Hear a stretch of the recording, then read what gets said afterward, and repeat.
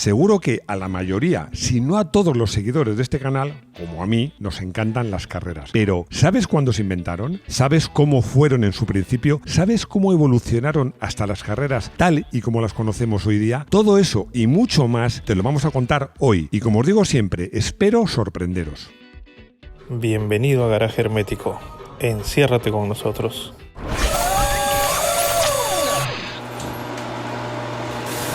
Lo cierto es que el afán del hombre por competir, y además por competir con otros, por medirse con los demás, es algo pues que viene en nuestros genes, ¿no? Lo más parecido a las carreras de coches yo creo que ha habido en la historia, pero además es que ha sido muy parecido, eran las carreras de cuadrigas romanas, que además se hacían en circuitos como mi circo, el Circo Máximo, que tengo ahí un circo en Roma, que cabían más de 120.000 personas, o sea, lo que cabe ahora en un circuito de Fórmula 1. Pero bueno, el invento del carruaje sin caballos, o sea, del automóvil que se mueve por sí mismo, es que se prestaba a competir. De hecho, fijaos que entre el primer coche con motor de explosión y la primera carrera pasaron solo 8 años. El principio de todo. Lo he dicho además en otro vídeo, que no sé por qué, pero me acuerdo. El primer automóvil, el que se considera el primer automóvil de motor térmico de la historia, el Benz I Motorwagen, un triciclo que es de 1885. Y la que se considera la primera carrera, que además literalmente era carrera de carruajes sin caballos, que era una carrera desde París a Rouen, está fechada en 1894. Y además con una distancia que para su época era una distancia bastante seria, 127 kilómetros. Me resulta curioso cómo las aspiraciones o las pretensiones de los organizadores de carreras de pruebas deportivas en el fondo no han cambiado mucho, porque esta carrera pretendía ser un campo de prueba para los vehículos participantes. De alguna manera es lo que pasa en las competiciones actuales. Una buena publicidad para las marcas. Esto tampoco ha cambiado. Que los coches demostrasen su fiabilidad, su economía y su seguridad. Todos estos objetivos, casi 130 años después, se podría decir que siguen presentes en muchas de las competiciones actuales. Esta primera carrera tiene bastantes curiosidades, bastantes. Por ejemplo, podían participar coches con motores térmicos, con motores eléctricos o con motores de vapor. De hecho, es que el ganador, no el ganador, el más rápido, ahora os contaré que no fue el ganador, era un coche pilotado, conducido por el marqués, ¿no? El marqués de Dion y su mecánico Georges Bouton, que luego crearon la marca de Dion Bouton. Era un coche de vapor, fue el más rápido. La otra curiosidad es que la velocidad que alcanzaron media en esa carrera fue de 18,67 kilómetros hora. Os recuerdo que estamos en el año 1894.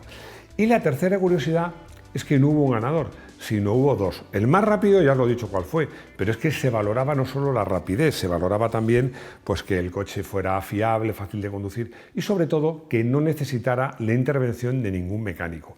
Y el coche del Marqués de Dion sí necesitó la ayuda del mecánico. El coche ganaron empatados un coche diseñado por los hermanos Peugeot y un Panhard Levasseur. Como os digo, el tema de la fiabilidad fue clave para esta victoria ex aequo.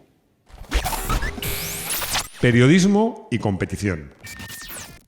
Esta primera prueba nace gracias a un periodista que se llamaba Pierre Giffard, que era de Le Petit Journal, que la convocó para demostrar al mundo hasta qué punto se habían desarrollado y habían progresado en muy poco tiempo los coches automóviles, que la mayor parte de la opinión pública seguía considerando como algo caro, complejo y hasta peligroso. Pero esta relación entre las carreras y el periodismo continuó gracias a James Gordon Bennett Jr., que es un dato que yo no sabía, que me ha conseguido Rodrigo, que fue el hijo, no el padre. Que este era un millonario estadounidense que, entre otras cosas, pues era el propietario del periódico New York Herald.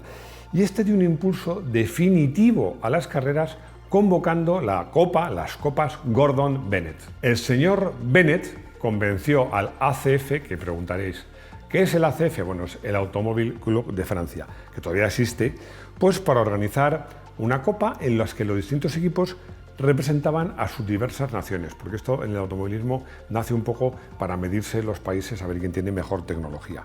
Bueno, es que en esta etapa es cuando nace la costumbre de que los coches vayan pintados de un color u otro en función de su nacionalidad, y así nace el color verde, el British Racing Green, que es el que usan obviamente los británicos, el Rosso Corsa, que es obviamente el que usan los italianos, el Blue France, que es el azul Francia de toda la vida, de los franceses, el amarillo, que no sé cómo, que es amarillo para los belgas, y el blanco para los alemanes, que luego cambió a plata, que ya lo hemos contado en algún vídeo y lo volveremos a contar, pero inicialmente era blanco.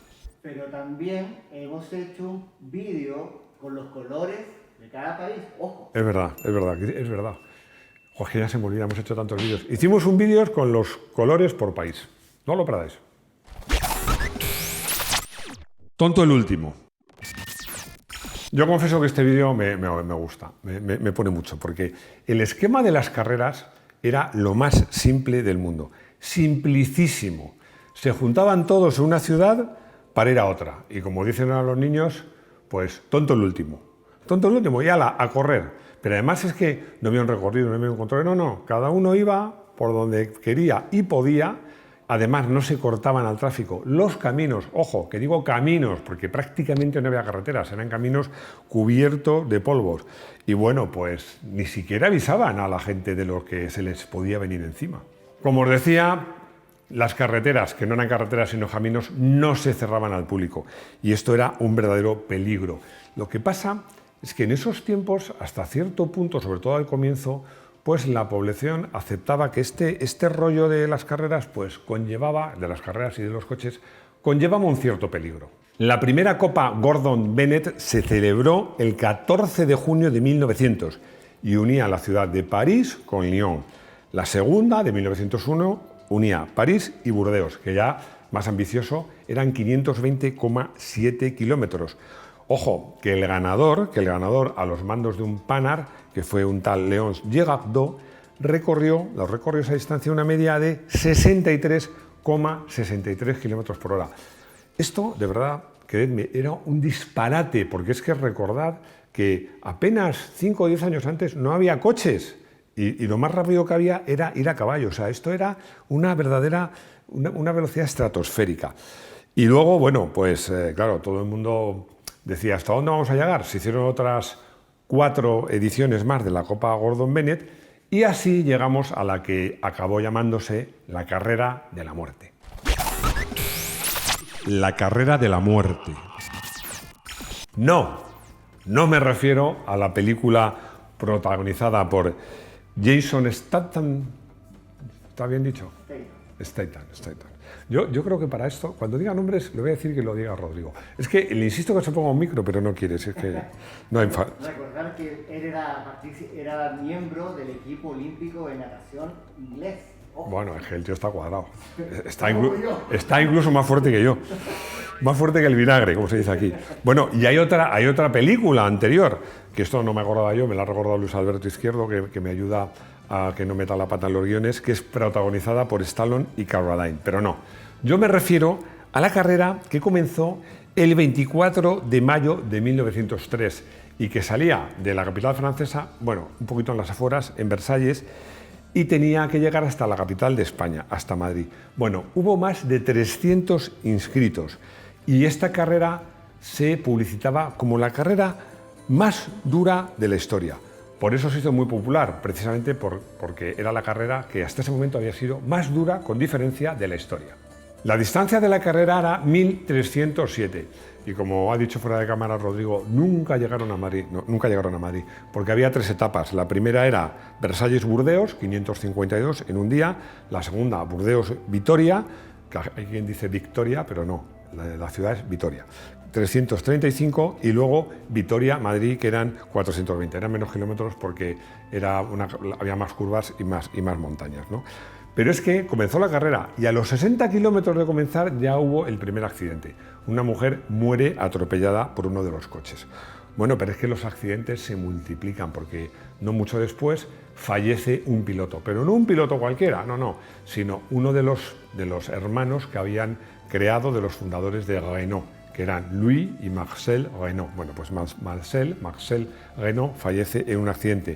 Bueno, en total, en una sola etapa habían fallecido 7 personas. El propio ministro Émile Combes, que fue la persona que había autorizado la carrera, pues tomó la decisión de suspender inmediatamente la carrera para que no hubiera más víctimas y que todos los coches inmediatamente volvieran a París. Pero para que no hubiera más accidentes, dio la orden de que volvieran tirados por caballos, y así como volvieron los coches a París. ¿Cuáles fueron las causas del desastre? Bueno, me decía fuera de cámara Rodrigo que están un poco ambiciosos. O sea, con estos coches de estas carreteras, querer hacer a velocidades punta de más de 100, 400, 500 kilómetros era una locura. Pero había más problemas. Es que los coches, eran los inicios del automóvil. Los coches no salían separados por categorías. Salía un coche poco potente con otro muy potente. Bueno, había alcances, no se cerraban las carreteras. Y la verdad es que probablemente el mayor problema de todos era el polvo. Pero lo cierto es que esta carrera lo cambió todo. Cerrar las carreteras, paso previo. A raíz de esta carrera se abandonan las carreras en línea de una ciudad a otra y se van sustituyendo por circuitos. Los circuitos a los que hay que dar, pues los circuitos eran muy largos al principio, pero había que darles varias vueltas. Bueno, en general no había circuitos permanentes como tal, sino que eran circuitos, en general en carreteras de montaña, que se cerraban para la ocasión. Bueno, es que es como ahora, algunos diréis, hombre, ahora no, ahora hay circuitos permanentes. Sí, claro, hay circuitos permanentes. Y hay otros, como es, por ejemplo, nada más y nada menos que el de las 24 horas de Le Mans, que hay una parte de circuito fija, pero para las 24 horas sigue siendo hoy día las carreteras comarcales que se unen para hacer un circuito. Y luego no nos olvidemos de los rallies. Y el Automobile Club de Francia, que era muy activo y lo sigue siendo, pues fue el responsable de la celebración del primer Gran Premio, el primer Grand Prix, que bueno, pues era el Gran Premio de Francia, que se celebró el 26 y 27 de julio de 1909, que se le considera nunca sé qué es más, si tatarabuelo o bisabuelo, pero vamos, el predecesor de los grandes premios de la Fórmula 1 actuales. Se hizo en el circuito de la Sarthe, que seguro que os suena a Le Mans, que contaba con un recorrido de nada menos que 103,20 kilómetros, al que había que dar 6 vueltas cada día, porque había 2 carreras. Bueno, el ganador de este primer Gran Premio fue además un piloto húngaro, Ferenc Six, tiene un nombre bastante raro, a los mandos de un Renault. Y aunque todavía hubo durante bastantes años carreras que eran en vías abiertas al tráfico y muy famosas, estoy hablando de las 1000 millas, de la Mille Miglia, de la Targa Florio, de la carrera panamericana, que fue la que dio nombre a los modelos más deportivos de Porsche, que se llaman Porsche Carrera, en honor a la carrera, que era la carrera panamericana. Pero ya empiezan a nacer los primeros circuitos, como el circuito de Brooklands en Inglaterra, uno de los primeros en 1907, bueno, un referente, el Indianapolis Motor Speedway, también uno de los primeros en 1909, y el Autódromo Nazionale di Monza, abierto en 1922.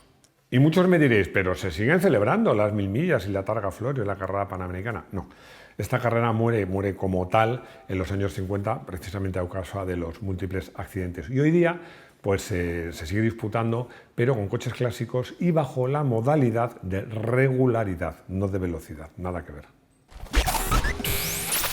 Nacen los rallies. Se puede decir que las primeras carreras que existieron pues se parecen más a los rallies o incluso a los raids que a las pruebas en circuito. Bueno, pero es que al final las carreras para coches puramente de competición, pura sangre de competición, pues se llevan a los circuitos y se celebran en circuitos cerrados. Aunque no hay que olvidar una modalidad que sigue existiendo, que son las subidas en cuesta. La primera al Mont Ventoux, en España era muy famosa la subida de la Cuesta de las Perdices, pero que la idea ahí no era solo poner a prueba al piloto, sino sobre todo también a la máquina, ser capaz de subir rápido un puerto de montaña. Pero justo antes de la Gran Guerra, pues nace una especialidad muy particular que se empezó a llamar rally. Esto es una palabra inglesa que inicialmente significa algo así como encuentro o reunión y que nace con una cierta vocación turística. Y así es como nace en 1911 el Rally de Montecarlo. La gran ventaja de los rallies es que podías participar en ellos con tu coche de todos los días. Bueno, no todo el mundo tenía coche en esa época, pero con un coche me refiero matriculable, un deportivo normal y corriente, te podías servir en un rally e incluso ganar. Pero esto fue lo que hizo que después ya de la Segunda Guerra Mundial, pues tuvieran un enorme auge los rallies. Lo que pasa es que se fueron profesionalizando y pasaron de ser excursiones turísticas pues para ver pueblecitos y zonas pintorescas a ser verdaderas pruebas de velocidad. Y así es como en 1953 nace el Campeonato Europeo de Rallys. En 1970 el Campeonato Internacional de Rallys para marcas y por fin en 1973 el Campeonato Mundial de Rallys, cuyo vencedor era para marcas, para equipos, el Alpine A110 que llevaba un piloto, que por cierto me encantaba, francés, Jean-Luc Terriard. Y ya por fin, en 1977, nace también el Campeonato de Rallys, el Campeonato del Mundo de Rallys, también para pilotos. Ese año además gana un cochazo, el Lancia Stratos, y un pilotazo, Sandro Munari. Vive la France. Antes de seguir quiero hacer un paréntesis en este vídeo porque ya sabéis la frase esa que dice al César lo que es del César. Y la verdad es que me gustaría rendir un pequeño homenaje a los franceses porque hay que reconocer que las carreras de coches es un invento francés. Y bueno, el champán también me encanta, por cierto. El foie gras, en fin, muchas cosas. Pero vamos, en sus inicios fueron los franceses y no es casualidad que a día de hoy dos de las carreras más importantes, me atrevo a decir sin ningún género de dudas, más importantes del mundo, se siguen celebrando en Francia, como son las 24 horas de Le Mans y el Rally de Montecarlo, porque el Rally de Montecarlo, el Principado de Mónaco, no deja de ser Francia. De los Grand Prix a la Fórmula 1.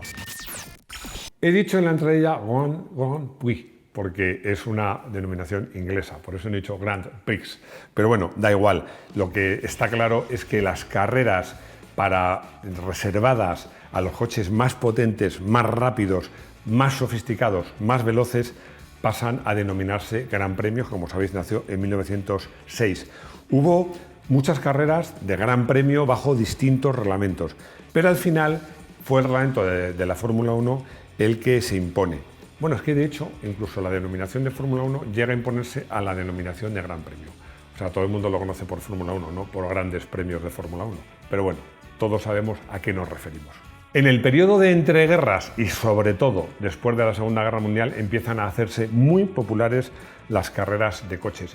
Y hay una fecha que es una referencia. El 13 de mayo de 1950 es la primera carrera del nuevo Campeonato del Mundo de Fórmula 1, que como os digo, nace en 1950 y que ininterrumpidamente se ha celebrado hasta nuestros días. Disciplinas muy distintas. No me voy a olvidar de carreras muy diferentes como son las norteamericanas, 500 millas de Indianápolis y en general las carreras en circuitos ovales. Y mucho menos me voy a olvidar de los turismos de carretera o turismos carretera, que es una especialidad que me apasiona. Probablemente sea la más pura de todas y desde luego, como sabéis, una cuna de grandes campeones. Pero a día de hoy, y simplificando, se puede decir que hay tres tipos de carreras: velocidad, resistencia y rallies. Bueno, en la velocidad hay, por supuesto, carreras de muchos tipos de monoplazas, de turismos, de GTs, pero la categoría reina, lo máximo, por supuesto, es la Fórmula 1. En resistencia, el referente son las 24 horas de Le Mans, aunque hay un campeonato del mundo de resistencia, y las 24 horas de Spa, que ahora son con GTs, pero se hicieron durante muchos años con turismos. Bueno, y los rallies, salvo el paréntesis que hubo entre el 83 y el 86 con los Grupo B, pues se les reserva a coches de calle preparados o ahora son un poquito más sofisticados, pero en general basados en coches de calle. Y luego no me quiero olvidar de los rides porque son realmente los herederos de esas carreras que había entre ciudades. Hay categorías para todos los gustos. Mi problema es que me gustan todas las categorías. Una verdadera joya, porque el coche del día es el Renault 35 caballos con el que Ferenc Six, bueno, no sé cómo pronunciarlo, Six ganó el primer Gran Premio.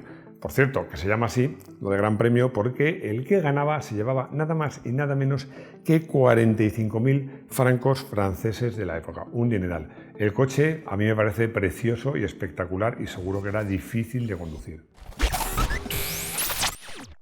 En el consultorio Rubén me pregunta si es equivalente Gran Premio a Fórmula 1.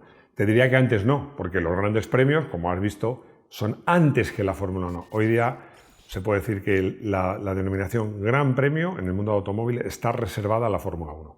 Maldo me pregunta cuándo los coches perdieron ese color nacional, dejaron de ir pintados según el país. Bueno, muy fácil, cuando llegaron los sponsors, o sea, el dinero lo puede todo. Claro. Eso en la Fórmula 1 fue más o menos en 1968, pero ya en Sport, en turismos, en biplazas, había sido antes todavía. Y te recuerdo que en el mundo de los rallies nunca existió esta norma. Espero que os haya gustado este vídeo. La verdad es que era un vídeo que podía haberlo hecho en 2, 3 o 4 partes. Si os parece, volveremos sobre el tema, porque hay carreras de estas que vale la pena pues contarlas con más detalle, aunque volvamos loco a Rodrigo para buscar imágenes. Bueno, y ahora a ver si me acuerdo, los vídeos de motos, también de motos off-road, en Moto1 Pro. Redes sociales, estamos en todas ellas. Tenemos una web que va como un tiro y que debéis visitarla. Y que además los lunes, yo los hago los domingos, vosotros los podéis oír. Los lunes tenemos unos podcasts estupendos que si ha habido Gran Premio, siempre comento algo de Gran Premio. Y nada más, espero que os haya gustado, que nos deis vuestros like a estas alturas. Supongo que ya estáis suscritos y espero veros de nuevo en nuestro garaje hermético. Hasta pronto.